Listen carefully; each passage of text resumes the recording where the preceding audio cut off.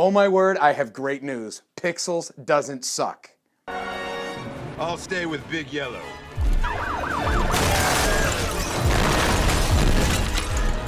Nope. What's up? Oh, yeah!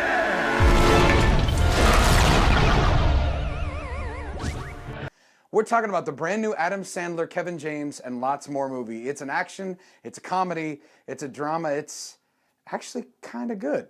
How is it? Where should you see it? And who should you see it with? This week on reviewsfortherestofus.com.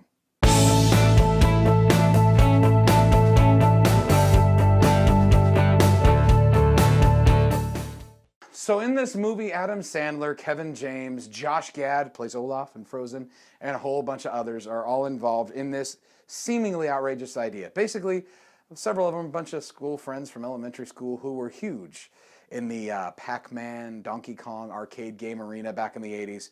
They grew up. Some of them became wild successes. Kevin James is a huge success. I can't tell you exactly what role he plays, but pretty cool, pretty powerful. You know what I mean? And Adam Sandler's character, yeah, not so much. Basically, the whole idea of this movie, back in the 80s, when those guys were super great arcade champions, well, we fired a big old rocket into space with a time capsule in it that had samples of our culture, and an alien race didn't take too kindly to it. So basically, they send back a response in the form of real-life, really angry arcade characters. Some alien life force has sent real-life video games to attack us.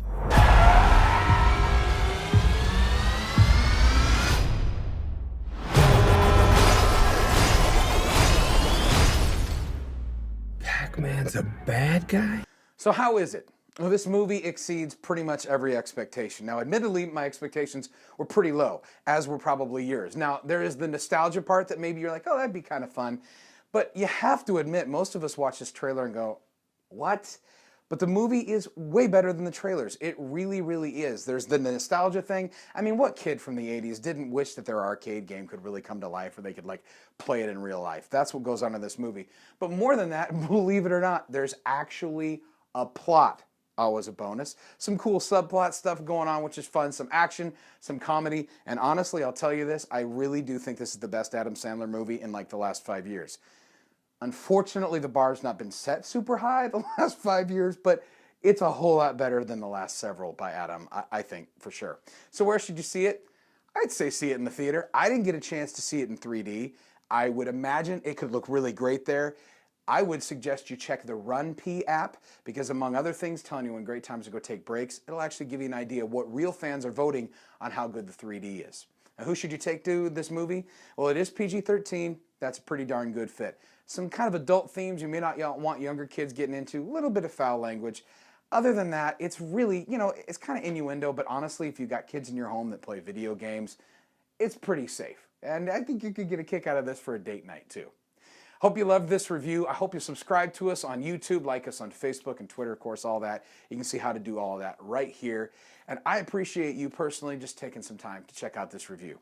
If you're not in the mood for this kind of movie, but you are kind of curious about Ant-Man, you can click right here and watch that review from last week. And we'll see you next week as we do a double header on reviewsfortherestofus.com. We're going to be checking out Vacation and Mission Impossible 5 Rogue Nation right here on reviewsfortherestofus.com. Reviews for movie fans by movie fans.